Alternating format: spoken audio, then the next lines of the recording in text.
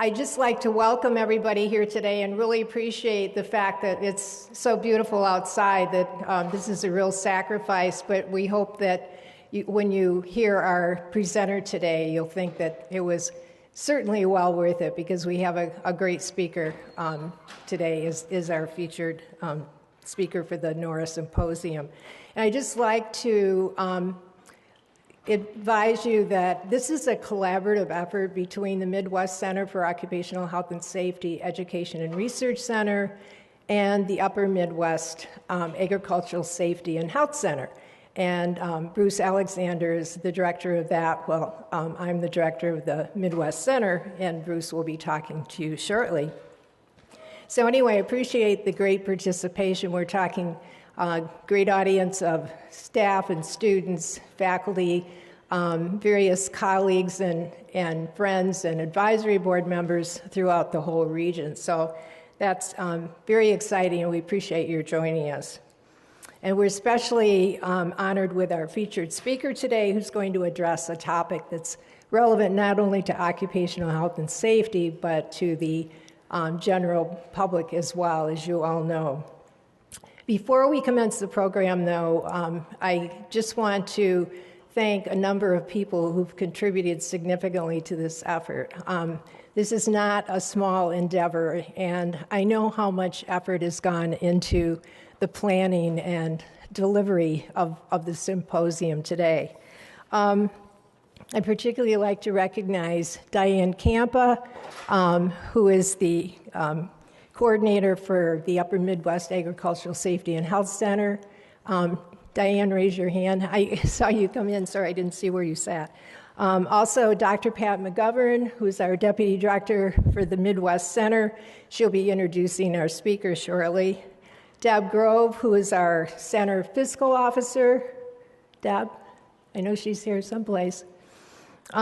Julie Alcorn-Webb, who's our center continuing education director, who manages an incredibly large program that reaches not only locally and nationally, but also internationally. Joey Archibald, associate administrator.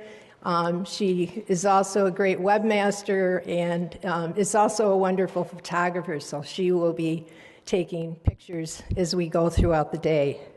Also, Karen Brademeyer, who's our office supervisor, and Ellen Jerome, office assistant. Both of them have been greatly burdened by a lot of the activities. And also Andy Ryan, senior research fellow and center manager, who helped set up the wonderful poster presentation that we have today. So I want to make sure that you look at the listing in your folder and be sure to take advantage of that after we finish the presentation today, because there are some excellent posters and I've gotten really good feedback on that. So at this time, I'd like to introduce Dr. Bruce Alexander, who's director of the Upper Midwest Agricultural Safety and Health Center, and also professor and head of the Division of Environmental Health Sciences. Bruce? Thank you.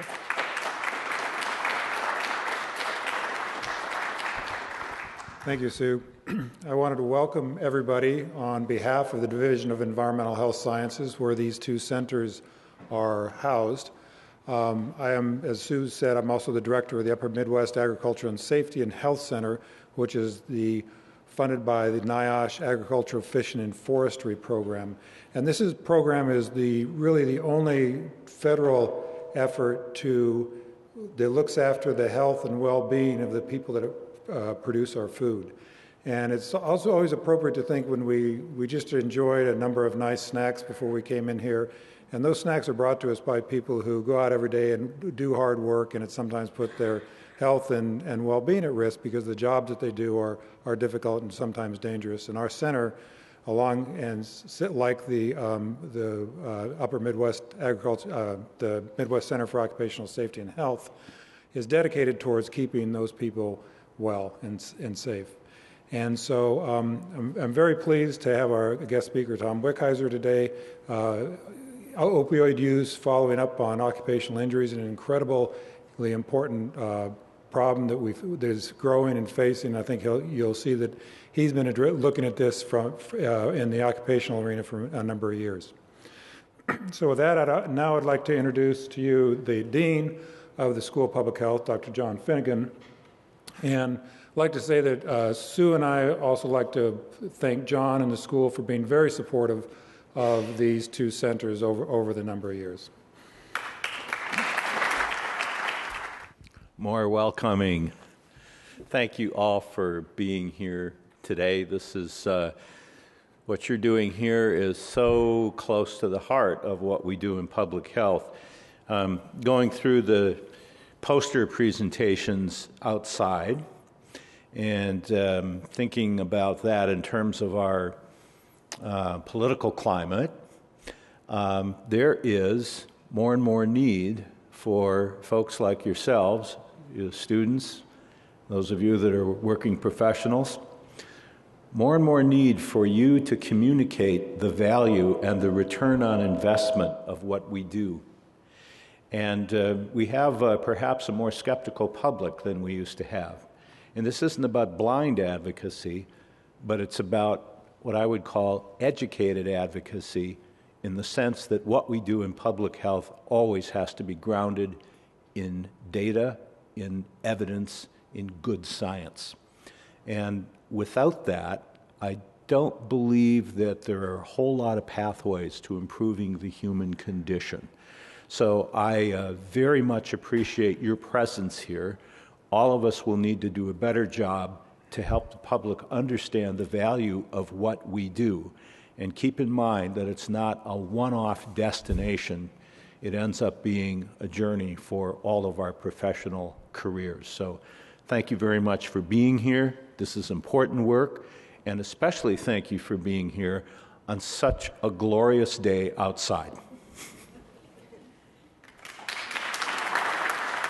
Hi, for those of you I haven't yet met, I'm Pat McGovern. I'm a professor in the Division of Environmental Health Sciences and, as Sue said, Deputy Director for the Midwest Center. And it's my privilege to introduce to you Tom Wickizer. Currently, Tom serves as a Stephen F. Loebs Professor and Chair in the Division of Health Services Management and Policy at the College of Public Health, Ohio State University, which is located in Columbus. But before joining the faculty at OSU, Dr. Wickizer served as the Roman Haas Distinguished Professor of Public Health Sciences in the School of Public Health and Community Medicine, and he was also a professor in the Department of Health Services at the University of Washington in Seattle. Dr. Wickizer earned some of his graduate degrees at the University of Michigan, or as we Gophers like to say, the other U of M. He earned a Master's of Arts in Economics, a Master's of Public Health and Health Planning and Administration, and a doctorate in Health Services Organization and Policy. Over his career, Tom's work has addressed several important issues in health services research, and I'll briefly mention a few.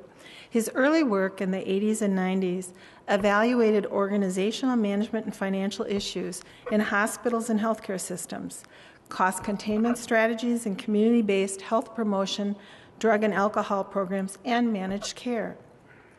In the next phase of his career, 1999 to about 2006, Tom published a series of studies that helped launch the field of occupational health services research. He investigated issues of health, pain, disability, and employment outcomes among injured workers who were enrolled in Washington State Managed Healthcare Pilot Program. This body of work grew to include observational and intervention studies designed to enhance quality of care, assess satisfaction with care, and create measures of health status and disabilities for injured workers. He also investigated the role of drug-free workplace programs to prevent occupational injuries. Next, he began his investigations on opioids, initially focusing on dosing trends and mortality in Washington State workers' compensation system. His first paper was published in 2005 on this topic. Subsequent studies evaluated opioid prescribing for chronic non-cancer pain in various populations, some of which he'll address today in his presentation, prescription opioid use in occupational health care, reducing risk, and improving safety. In closing, I'd like to just briefly mention that Dr. Wickizer is good friends with a number of people here at the U of M, including Professor Ira Moscovice from Health Policy and Management. And unfortunately, Ira couldn't be here today. But I emailed him to see if he had any fun stories or facts he would want me to share with you about Tom. And he said no, but I will say this. Tom is just a really nice, deeply thoughtful guy who works on some very important issues. I wholeheartedly agree with Ira, and we warmly welcome you, Tom, to the real U of M.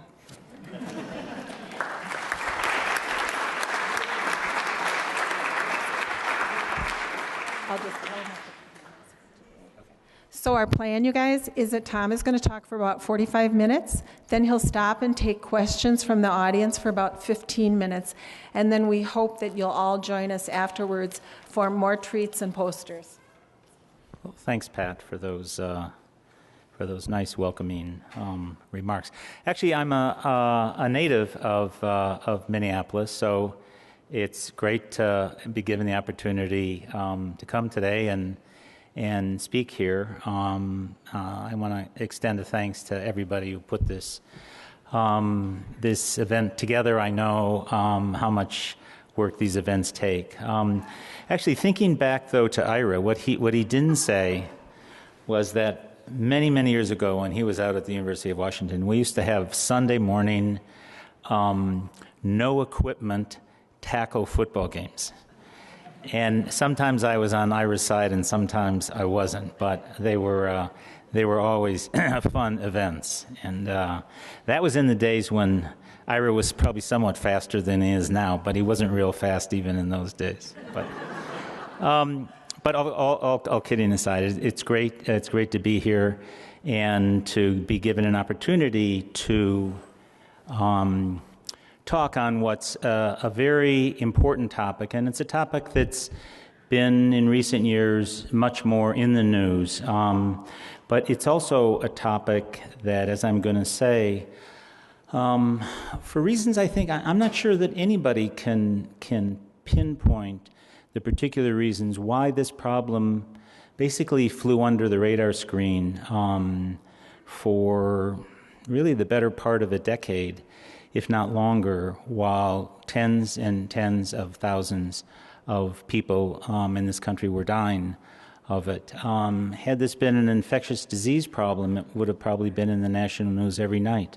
But it wasn't, and tragically, it was really left pretty much on its own until the last couple of years. I think, as I'll say at the end of my talk, there's been, I think, some hopeful signs that we're getting on top of it, but there's a lot of work to be done. So I just want to acknowledge the research team that's been working for a number of years out at the University of Washington. Gary Franklin is the head of the Occupational Epidemiology and Health Outcomes program out at the School of Public Health there. I've participated. Judy Turner is a professor in psychiatry. He's done great work as one of the, I think, acknowledged national and international experts on pain research. Likewise, Mark Sullivan has done a lot of great work, so has Deb Fulton-Keough. And the data that we've used for our studies have come from the Washington Department of Labor and Industries, which is the state agency that runs the workers' compensation program in Washington. Gary Franklin serves as medical director of that agency, and Jamie Mai is the head pharmacist. So it's really been very much a collective effort, and I want everybody to be sure and understand that. So I think you could characterize the opioid problem as perhaps the worst man-made epidemic in modern medical history. It is a problem that has not been confined to any particular group, and in fact, one of your favorite sons in Minnesota, as you all know, succumbed to opioid overdose. So really nobody has been spared from this problem. Let me just take a quick moment. So how many people, I'm just curious, how many people in the audience have known or been directly or indirectly affected in one way or another by this opioid epidemic? Okay, I actually would have thought it would have been more, but it is a problem that has touched many people, either directly or indirectly. So I'm going to talk a little bit about the evolution of the opioid epidemic and provide some data on trends in use and health effects, both in the general population and the workers' comp population, and then talk a little bit about initiatives that have been developed to address the epidemic, including physician dosing guidelines, regulatory actions, prescription monitoring programs, and some other initiatives. So chronic pain is reasonably common. It affects roughly about 11% of the U.S. population. Long-term opioid therapy, which is use of opioids for more than 3 months, involves approximately 3 to 4%, give or take, of the population. And studies, for the most part, support the efficacy of short-term, fewer than 12 weeks, use of opioids. But the data in recent reviews, studies in recent reviews have found really little evidence of long-term benefits of opioids for chronic pain. That's really where the problem has come in, and that's pain lasting more than 3 months. As we all know now, opioid pain medication presents serious risks, but these risks really were overlooked or missed by early studies. So in the mid-90s, around about 1997, there were 2 expert panels that introduced clinical guidelines for the management of chronic pain. Both of these guidelines encourage expanded use of opioid pain medications. Opioids had been shown to be reasonably effective in controlling cancer pain, and there was growing awareness that many people without cancer, with back sprains and other kinds of musculoskeletal problems or other kinds of problems, migraine headaches, suffer from pain. And shouldn't we do a better job at treating that pain through opioid therapy?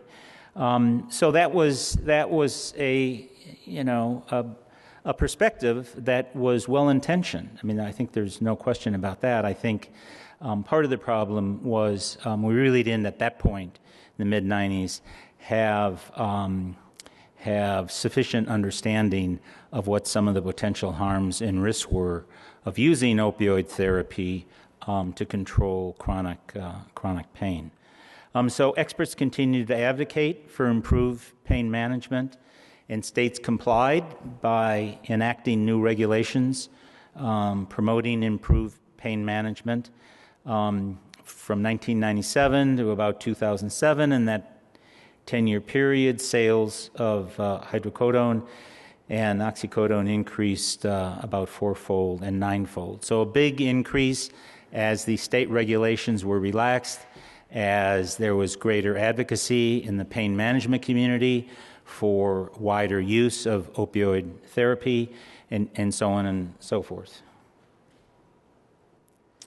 I think it's generally accepted that there was questionable science, and that helped set the stage for this epidemic. There were some retrospective case series, chronic NonCancer pain, a small study, approximately 40 people, was published in the journal Pain back in '86.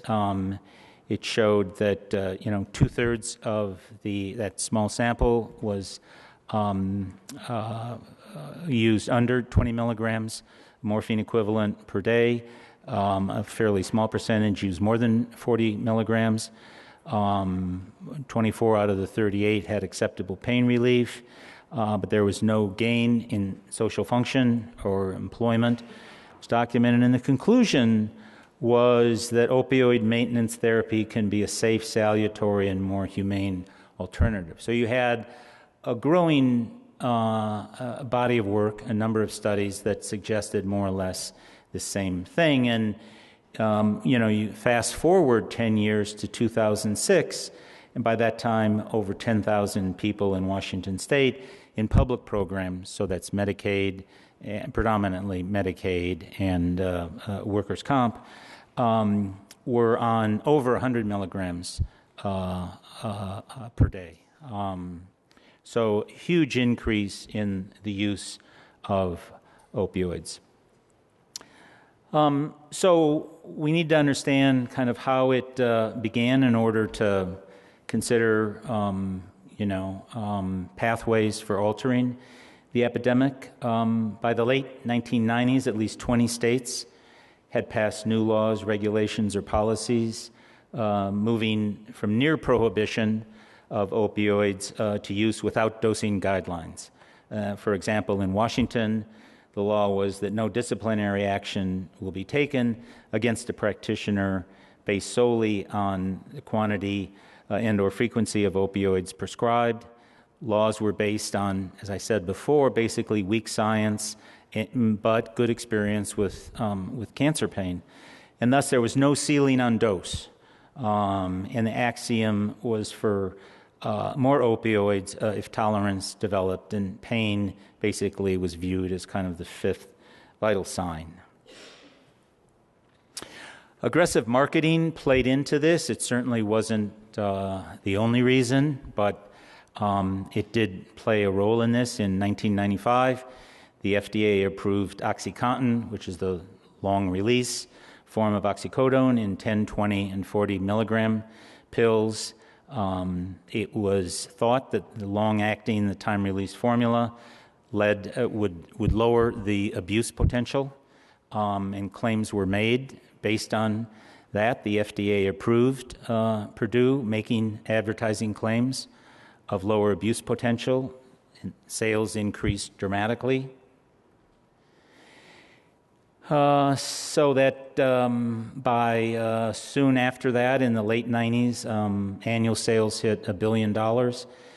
In 2007, Purdue Pharma, 12 years after the FDA approval, Purdue Pharma agreed to a $600 million fine to settle an FTC complaint regarding fraudulent misbranding of the drug.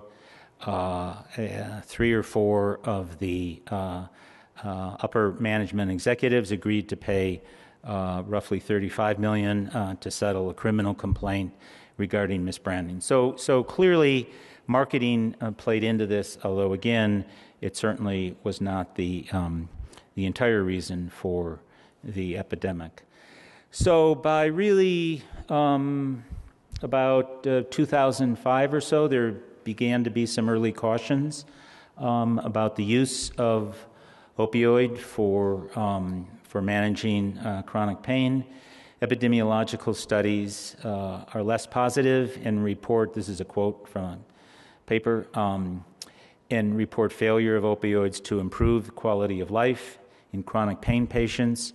Jane Ballantyne, who's in the Department of Anesthesiology out at the University of Washington, wrote a paper that gained a lot of attention in the New England Journal in 2005. And she said, "It's remarkable that opioid treatment of long-term chronic non-cancer pain does not seem to fulfill any of the key outcome opioid treatment goals: pain relief, improved quality of life, and improved functional capacity." So there, by as I say, about 2005, there began to be greater awareness that the pendulum had perhaps swung far too far in the direction of basically opening the floodgates for wide use of prescription opioids. So the health consequences began to, as people investigated the problem, state health departments, CDC, other public agencies. There were over 200,000 opioid-related deaths from 1998 to 2016. Between 2013 and 2014, the rate of overdose deaths increased alone by 14%. The state I now live in, Ohio, unfortunately, is the epicenter. A number of you have probably heard for the prescription opioid problem, and based on preliminary data, but when it becomes finalized, it will show that for 2016, there'll be over 4,000 deaths in Ohio alone from drug overdose. Emergency department visits increased dramatically, as did opioid-related inpatient stays. Workers' compensation patient populations had similar or greater increased opioid-related mortality and morbidity. So just by way of comparison, to kind of put this in context, in 2013, about 46,000 people died of drug overdose. Over one half of those deaths were caused by prescription painkillers or heroin. In contrast, there were approximately 35,000 people in the U.S. that died of motor vehicle accidents and about 33,000 that died from firearms. So, as I say, for a long time, the problem of the opioid epidemic basically kind of flew under the radar screen. So, what is commonly believed, but it turns out, at least based on very recent data just published in MMWR about 4 weeks ago, that in order to develop an opioid problem, you had to take opioids for some period of time. It turns out, at least based on CDC data collected from 2006 to 2015, that, as this graph shows, that even a week's worth of opioids will increase the probability of being on opioids at 1 year, and somewhat less, but will also increase the probability of being on opioids at 3 years. And if you look at where 15 days of opioids are, that probability increases and continues to increase until it kind of plateaus there. But the point is that you really don't need to increase the chances of being on opioids a year or even 3 years later.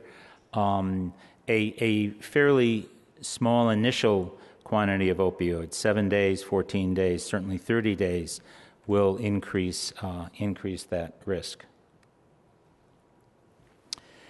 So we know that the opioid use patterns vary quite a bit from state to state. This is a map showing long-acting opioids prescribed per 100 persons in 2012. You can see Minnesota doesn't do badly. Unlike Washington, there's a greater rate of long-acting opioid prescription in Washington and Oregon, as well as other states like Pennsylvania, West Virginia, Tennessee, Nevada. Some of the other Midwest states, Iowa, Nebraska, Wyoming, Illinois, have lower rates of long-acting prescription opioid use. Not quite sure why that is. But we see a fair amount of interstate variation, both in dosing and in the prevalence of adverse events. So this chart shows the increase from, I believe, 2010 to 2015 in death rates by state. You can see that Ohio is near the top. Again, Minnesota stacks up reasonably well compared to other states. This is a quote by one of the statisticians down at CDC. I don't think we've ever seen anything like this, certainly not in modern times.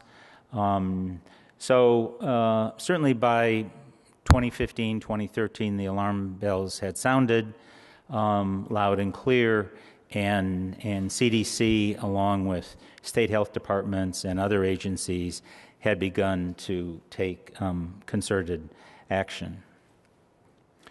So this chart just shows the increase over time in death rates from prescription opioids and heroin. You can see the kind of steady climb for prescription opioids upwards. More recently, from about 2010, heroin has also, the death rate from heroin has increased.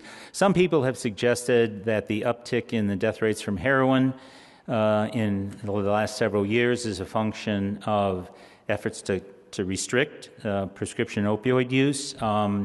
But even though that debate is unsettled, I think the informed opinion is that that's not the case, at least to any meaningful extent. The heroin problem, the death rates affect a younger age group, predominantly 18 to 30. Prescription opioid death rates are more in middle age, 35 to 55. So it's different age groups.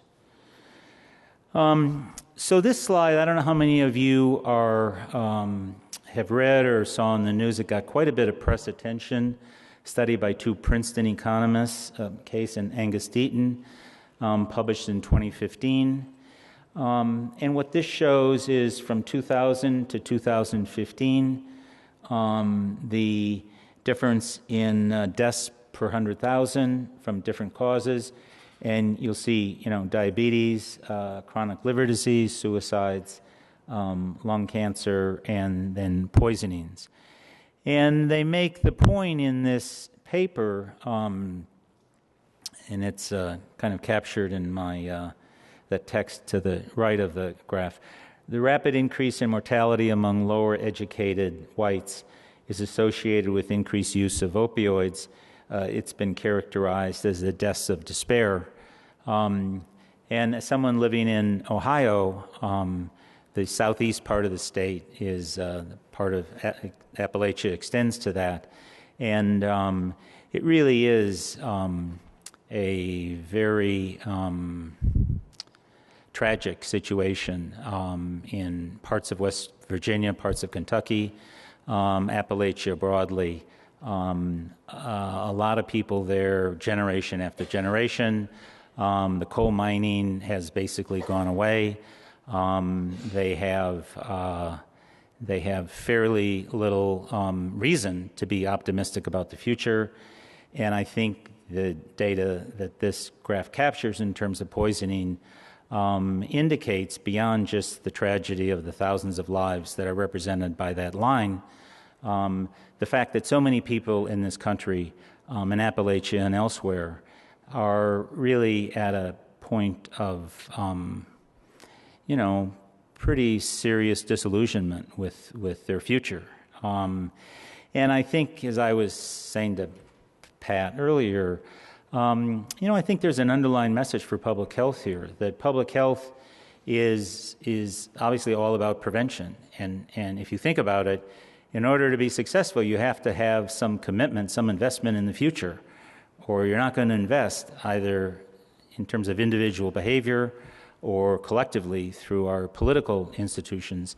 You're not going to make the kind of investments that you need to make to turn this kind of graph around. And sadly, I don't see that on the horizon at all these days. So I think we have to do collectively as public health professionals really a better job of incorporating this, to me, what is one of the most, if not the most, I guess beyond climate change, serious problems facing the country, and that's income inequality. And I think until we do something about that, we're not going to have much of an effect on these kind of very discouraging data. So turning to workers' comp, in the early years there was less attention paid to the opioid epidemic in workers' comp, and yet back sprain and other kind of sprains are prevalent, musculoskeletal injuries. Opioids are frequently used to treat chronic pain in injured workers with musculoskeletal injuries. 42% of the workers with back injuries received opioids. A year later, 16% were still on opioids, and data show that opioids account for 15 to as much as 20% of the cost of long-term workers' comp claims. So it's a big problem for occupational health and for workers' compensation systems. In Washington, we put out a paper in, I think, 2005 that was kind of, actually, I think it was the first paper that documented the number of deaths in workers' compensation. You can see from 95 through about 2000, there was an upward trend and then sort of leveling off and a slight decrease. But it was these kinds of early data that captured the attention of Gary Franklin as medical director of the workers' comp program, and I'll have more to say about that later. But he really, not only for the state of Washington, but really more broadly on a national level, has been one of the really effective public health science advocates to get a handle on the epidemic and to start thinking about ways in which the problem can be addressed. So we did a couple of studies out in Washington based on a NIOSH grant we had. We did a population-based prospective cohort study involving about 1,800 injured workers with acute low back injury and at least 4 days of lost work time in Washington. That makes a workers' comp claim compensable. The baseline interviews were done within 18 days. 40% of the sample was on disability at 1 year.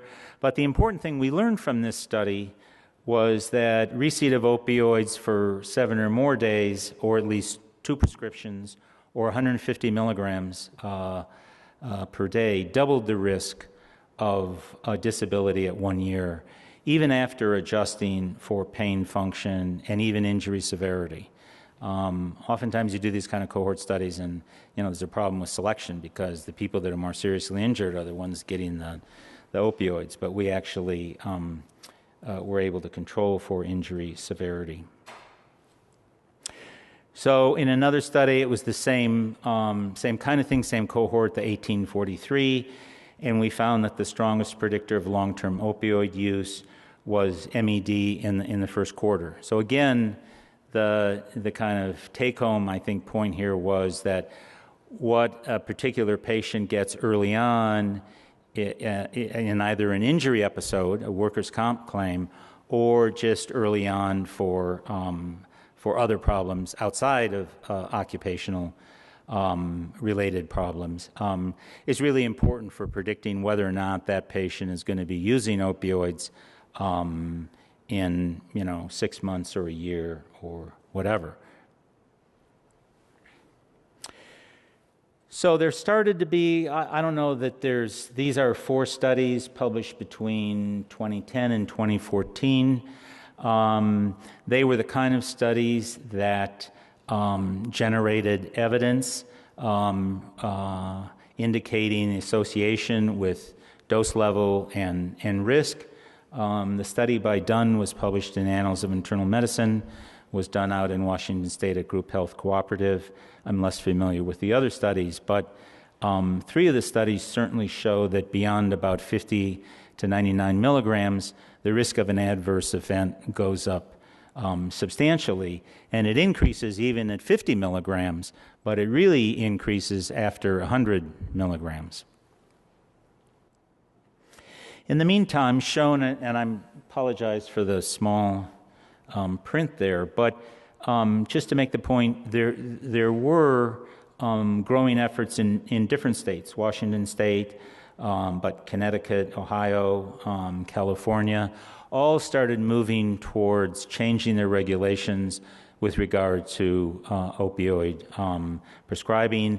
CDC got very involved in this issue and issued, I think, its first recommendations in 2009.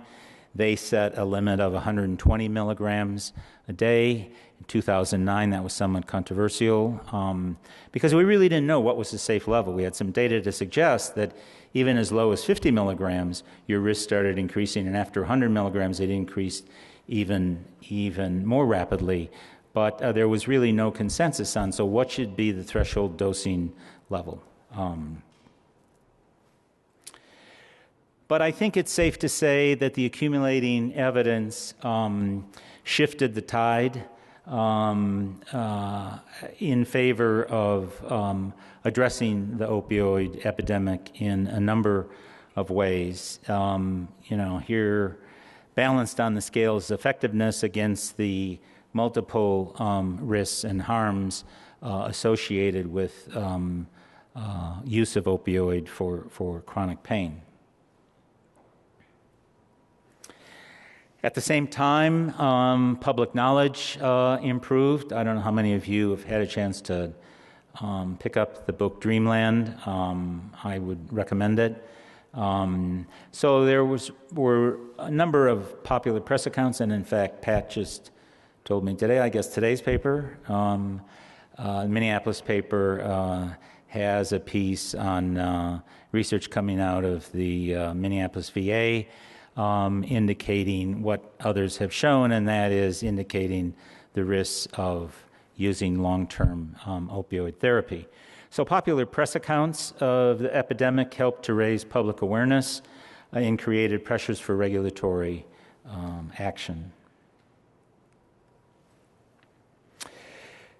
So I think I would certainly not attribute all of what Washington did to the efforts of Gary Franklin. On the other hand, I think without him, we probably would not have been as successful as the state was in reversing the epidemic. 2005, we reported the first deaths, a paper in the American Journal of Industrial Medicine. 2007, with Gary's leadership, the agency medical director group issued a guideline, the first in the U.S., with the dosing threshold, again, the same as CDC's, at that point, 120 milligrams. 2010 was the group health study that I referenced earlier. That was the blue line by Dunn et al., showing increased risk of adverse events with increasing dosing levels. 2010, the Washington legislature repealed the old permissive rules and established new standards for all prescribers. 2015, the legislature further tightened the rules for prescribing. So I know you can't see this, but I just wanted to highlight a few things. This is the website from the Washington Agency Medical Directors Group. It has a lot of information, a lot of useful information on this whole opioid problem, and it's particularly aimed at clinicians, what they should do, what they should be aware of. You can go to it. It's an excellent resource. And this is just, I think, one of a number of probably resources that now exist and are quite accessible, dealing with, from a clinical perspective, based on the best science of today and the evidence, how should clinicians go about treating patients in pain? And the issue of acute pain really is quite different from the issue of chronic pain. But even in acute pain now, there's a much greater awareness for you should start on the lowest doses possible, you should try NSAIDs or some other alternative to opioids. Whereas I would say 10 or 15 years ago, if you walked into an ED with a sprained ankle, practically every patient would walk out with 7 to 14 to maybe a 30-day supply of opioids. That's happening much less frequently now, thanks to these kinds of efforts and this kind of information. So I think one of the milestones in this progression of addressing the opioid epidemic was the CDC guidelines that were promulgated and published in March of 2016. That's an excellent resource. You can go to the internet and grab it. I've just highlighted a few things here. Non-pharmacologic therapy and non-opioid pharmacologic therapy are preferred for chronic pain. Clinicians should consider opioid therapy only if expected benefits for both pain and function are anticipated to outweigh risks to the patient. That's really new. That was never a consideration, at least a formally promulgated consideration in early guidelines. Before starting opioid therapy for chronic pain, clinicians should establish treatment goals with all patients, including realistic goals for pain and function, and should consider how therapy will be discontinued if benefits, again, do not outweigh risks. So we have this idea now that clinicians should really take into account both benefits and risks to the patients of opioid therapy and make judgments about whether to continue or discontinue based on those benefits and risks. How are we doing for time? We've got another 15? Okay. So just a few other points from this. You can read them here. I'm not sure I'm going to read all of it. When opioids are started, clinicians should prescribe the lowest effective dosage. So very different than what was the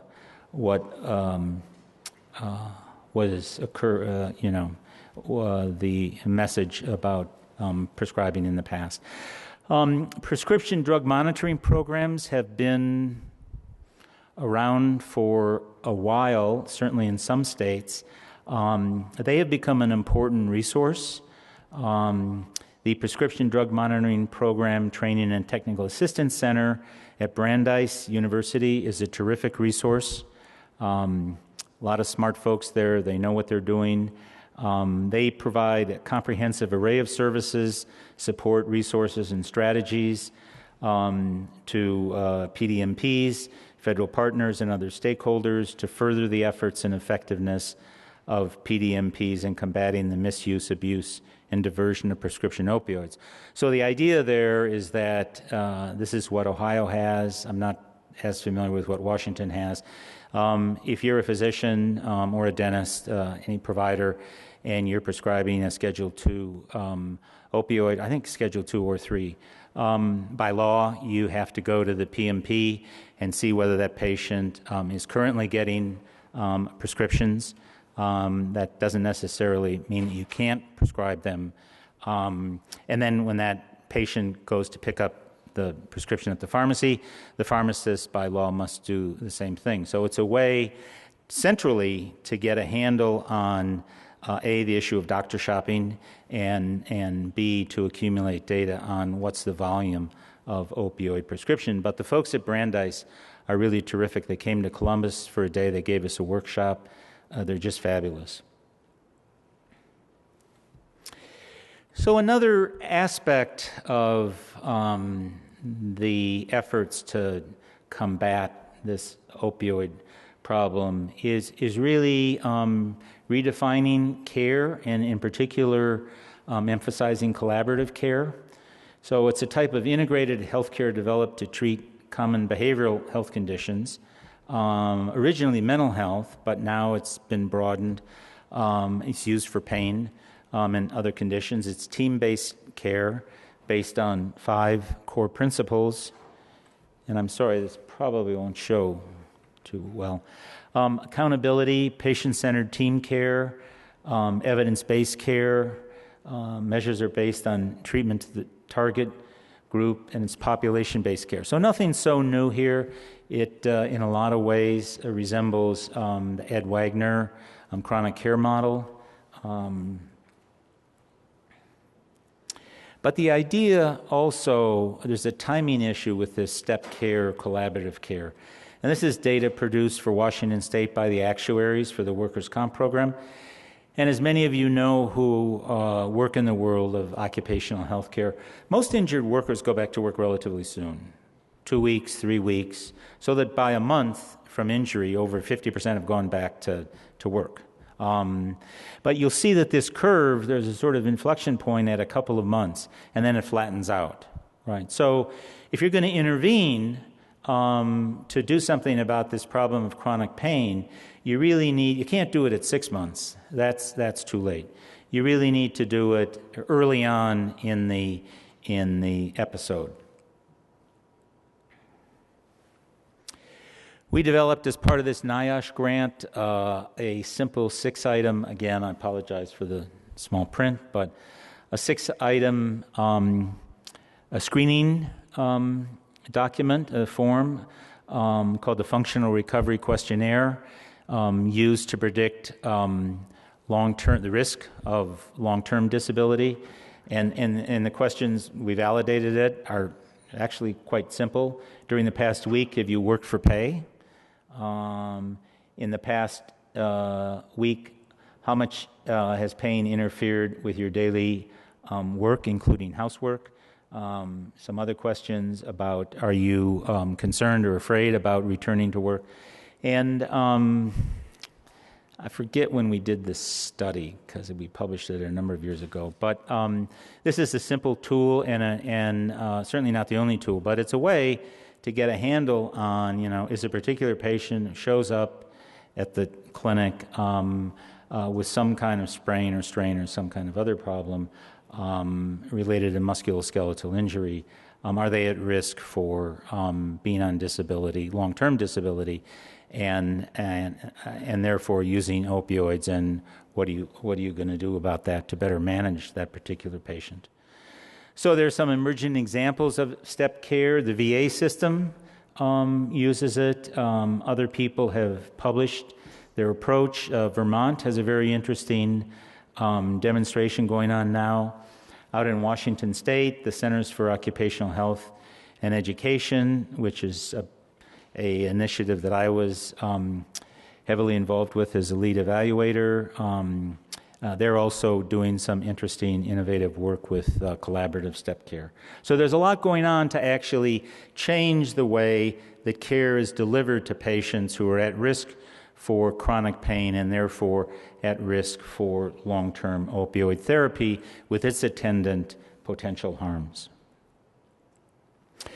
So Gary Franklin, I think last year, this whole issue of prescription opioid use has bubbled up, certainly to the level of governors and the Congress and the White House.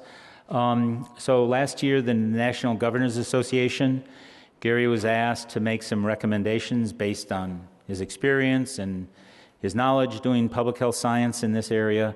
And he made these recommendations for preventing future dependence: repeal the permissive 99 laws, many states have already done that, adopt and operationalize the CDC guidelines via setting new prescribing standards through state licensing boards, leveraging public health purchasing programs, for example, Medicaid. Washington State, I'm sure it's not the only state, but has done that. And foster strong collaborations across public programs at the highest level of government. In Ohio, Governor Kasich, I think it's fair to say that the prescription opioid epidemic has become, if not his single most important concerns, one of his most important concerns. And the state has allocated, I think, $180 million worth of new money to address that problem. A second set of recommendations had to do with treating pain and addiction, deliver coordinated step care services aimed at improving pain and addiction treatment. I talked about that just a minute ago. Opioid overdose case management could be part of that, cognitive behavioral therapy or graded exercise. And for some patients who need it, medication-assisted treatment may also be called for. Increase access to pain and addiction experts for primary care via, telepain, and incorporate these alternative treatments for pain and care coordination into payer contracts. I'm going to by and large skip over this, but obviously data and metrics are a key to this. We need to do a better job. There's some good people doing work, including Optum. They have a large pharmacy benefit program, Washington State, but we need a common set of core metrics to understand the opioid dosing problem and to measure whether we're making progress or not. So, for example, what proportion of people initially getting opiates are still using opioids after 3 months. There are many other kind of similar metrics that states can develop and use at a state level, or individual programs, Medicaid, large health plans can use. So the tide begins to turn. This is data from Workers' Comp, the Workers' Comp Research Institute, indicating that I think over the period 2010 to 2012 and then 2012 to 2014, what has been the change in dosing levels, and you can see in most states, I know it's fairly small across the x-axis, but I think there are 26 states in their database. The great majority of them actually had a decrease. Washington State had a 44% sustained decrease in unintentional prescription opioid deaths. They peaked in about 2008 and then have come down. This is data from a study we published recently in the Journal of Pain, showing among the high-dose users. So we took the 99th percentile. This is in the Medicaid population in Washington. 99th percentile of dosage, which is up at astoundingly 1,400 milligrams per day, and that has come down substantially over the period 2006 to 2010. This is a chart that the actuaries put together. I wouldn't put together this kind of chart, but so it's kind of complicated. I'll just give you the very short version. In 1991, 14% of the people on opioids accounted for 69% of the total bill for the state workers' comp program. The proportion of people on opioids in 2009 increased to about 25%, and they accounted for about 80-some percent of the costs. By 2015, we're back down to about 14%, and the total cost had decreased to about 63%. So it still is high, but it's certainly going in the right direction. So, some concluding thoughts. The opioid epidemic represents what I would consider, I think what many people would consider, a national public health tragedy that has directly or indirectly affected literally millions of people, including tens of thousands of injured workers. Data suggests the epidemic may have peaked. That may be a little bit optimistic. I would, if I could redo the slide, I would redo that to say, may have peaked in states that have taken concerted, systematic action. I think the death rate is still going up, but it's going up at a decreasing rate, so that's good, but it is still going up. Sustaining progress will require, effective leadership from the public health community, and I would just say that I've seen up close over the past 10 to 12 years what the efforts of a single individual, Gary Franklin out in Washington, has been, both within the state of Washington and within the national arena. He's become one of the most effective public health science advocates for this problem. So you really can get a lot, you can accomplish a lot with passion and leadership. Development of new models for delivering care to reduce the use of opioids for chronic pain management. I talked a little bit about that. I think you have to somehow change the nature of the interaction between the provider and the patient. And that is starting to happen. And I think we need to create and sustain collaborative partnerships across sectors. There's no one sector that can do this. It has to involve the political regulatory sector, the public health community certainly, and the medical community. And if those communities can actually sustain, and there are some examples of this, productive collaborative partnerships, I think a lot can be accomplished, and we still have a lot of ground to plow. But thank you for your attention.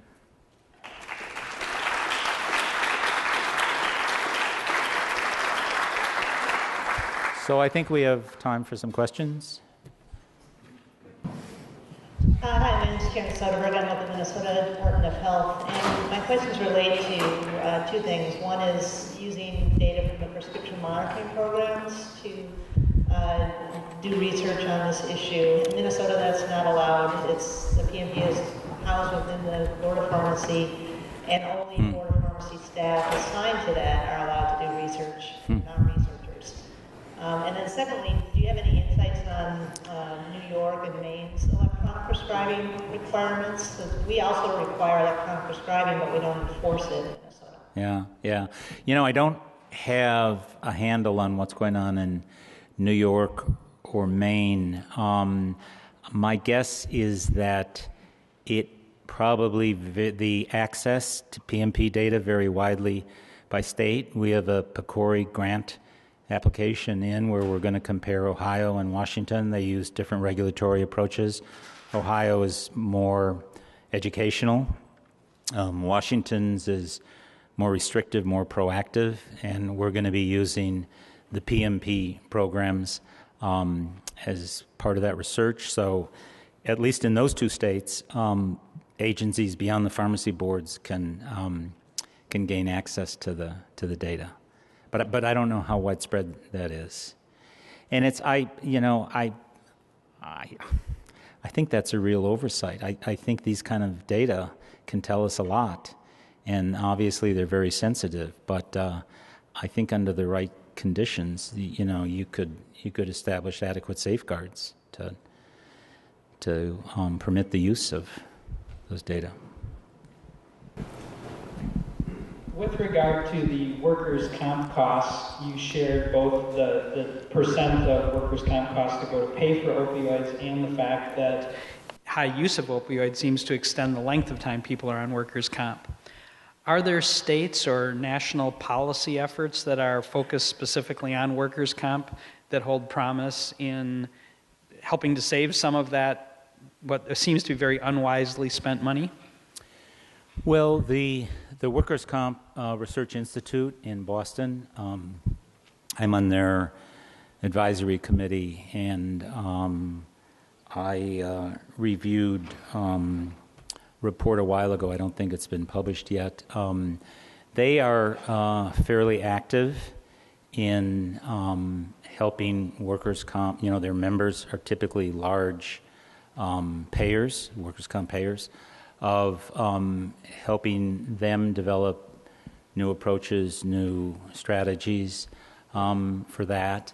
I don't know that NIOSH, at least I'm not aware that NIOSH has gotten in a real big way involved in this problem. CDC has, but that's in a general sense, not just limited to the workers' comp world.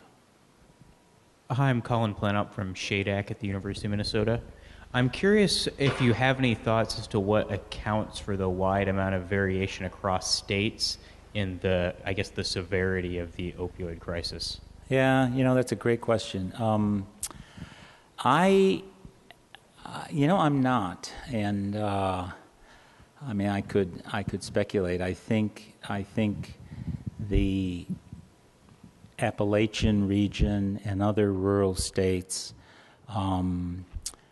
rates, death rates, and other rates of adverse events have been higher. Why that is that a combination of how medicine's practiced, along with perhaps more diversion, along with other patient-related factors. I think they probably combine in some way that we don't understand right now, but there's quite a bit of interstate variation. You're right.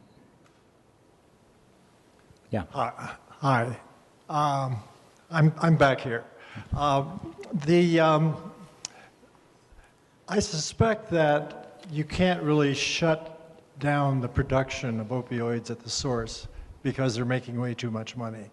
Is that a fair statement? Well, I think that's a fair statement, but I'm not sure you would want to. Clearly, there are people, certainly cancer patients, who need opioid therapy. Everybody agrees with that. And I certainly think what I didn't show in the interest of the time, and it wasn't part of today, but another piece of this problem that is generally less well appreciated is the problem of prescription opioid use by dentists of adolescents having tooth extractions. That is a substantial problem, and the data show that an adolescent that gets on even a week's supply of opioids is more at risk to be a misuser a year or two down the road. So it's actually not a problem just confined to adults or people in chronic pain. And I think the world of dentistry is beginning belatedly to get a better handle on that. But have there been any attempts to try to organize the unions because of lost work hours by people that are inappropriately put on opioids? Yeah, that's a great question. I'm certainly not aware of them. In my various years, though, of working out in Washington, doing evaluation work with business and labor advisory groups, that would probably be, I suspect, a rather sensitive topic, but I think if it was approached correctly, I think that's actually a very good point. That's kind of what I meant. I didn't have it on my list here, but if we're really going to make progress here, it's got to be across sectors. And you're absolutely right. Should the unions be involved? Yeah, they have a big stake in it. Yeah. Thank you.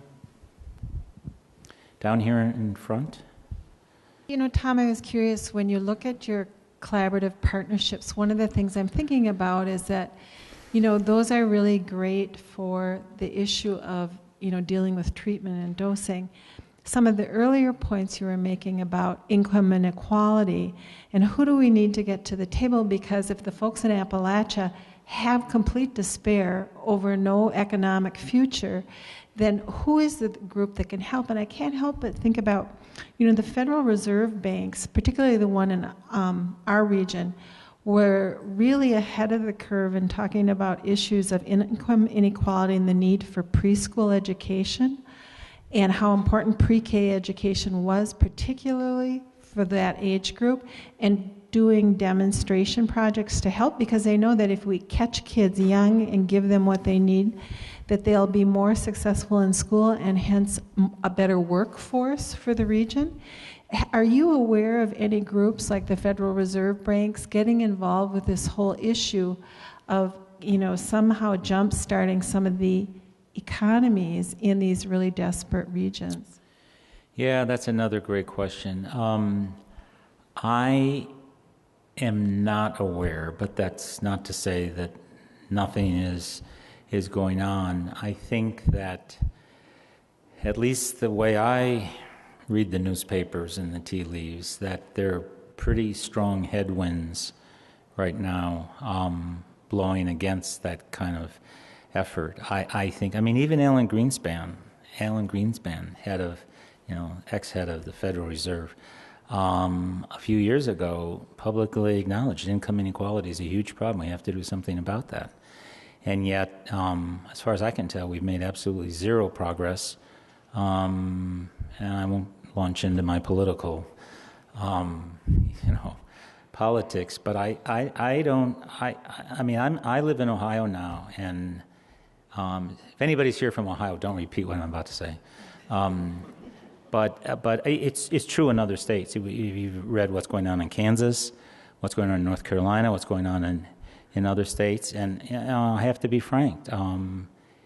The Ohio legislature, in some ways, I can only describe as medieval. In terms of their public policy, what they're passing, they're so far from doing anything about income inequality that, it's discouraging, and yet, I think all of us, public health people are progressively minded people. It doesn't do one any good to stick, your head in the sand.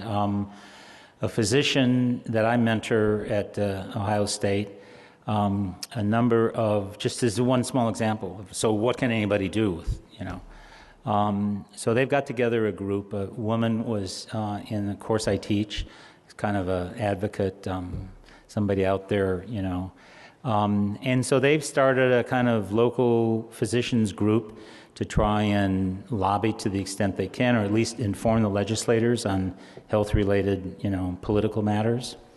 So that's just one small example, but I think that it's going to take efforts at the local level. I really don't think much of value, to be honest, is going to come out of Washington, D.C. I mean, I think if we're going to make some progress in some of these problems, health and social problems, it's going to be much more at a local or state level.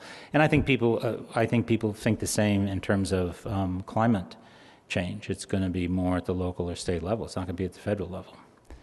So, but I'm not aware of anything, as you say. But I think it would be good if Federal Reserve, regional Federal Reserve banks, because they're listened to. Hi, Tom. Thank you very much for excellent presentation. I have a question about the recent push in the press relevant to use of antidotes for overdosing, and I'm wondering what your opinion is in terms of what the potential impact of that could be in terms of, is it going to incentivize increase, or is it truly going to save lives? No, that's a good question. You mean like naloxone and giving them? Yeah. Yes. I haven't seen any good data on that yet. I think that clearly, naloxone saves lives. Now, I mean, let me put it this way. It saves lives for a particular person at a particular point of overdose. Whether or not it's going to lead to more dangerous use of opioids, knowing that there's a naloxone injector right next door. We'll have to wait and see. I haven't seen any data on that, and I haven't read anything about that potential problem, but that's a good question. Study. Yeah. But before we go, I just want to thank Tom for a really terrific presentation, and then we have a little gift for him. So thank you so much.